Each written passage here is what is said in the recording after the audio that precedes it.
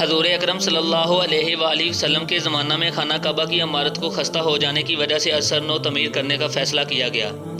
حضور صلی اللہ علیہ وآلہ وسلم نے اس تعمیر نو میں بنفس نفیس حصہ لیا اور پتھر کندھوں پر اٹھا کر لاتے رہے۔ جب حجر اسود کو نصب کرنے کا وقت آیا تو تمام قبائل اس سعادت کو حاصل کرنے کے خواہاں تھے، چنانچہ ان کے درمیان تنازع اس حد تک طول پکڑ گیا کہ تلواریں کھنچ گئیں اور قریب تھا کہ خون کی ہولی کھیلی جائے۔ تاہم ایک معمر بزرگ ابو امیہ بن مغیرہ نے یہ تجویز پیش کی کہ جو شخص کل صبح سب سے پہلے حرم میں داخل ہو اس کے فیصلے کو سب قبائل مانیں۔ اگلے دن سب سے پہلے حضرت محمد صلی اللہ علیہ وآلہ وسلم حرم میں داخل ہوئے تو قبائل شیوخ نے بالاتفاق کہا کہ امین آ گیا، ہم سب اس کے فیصلے پر رضامند ہیں۔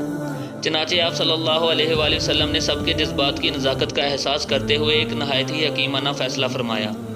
آپ صلی اللہ علیہ وآلہ وسلم نے ایک چادر بچھائی اور حجر اسود کو اٹھا کر اس پر رکھ دیا۔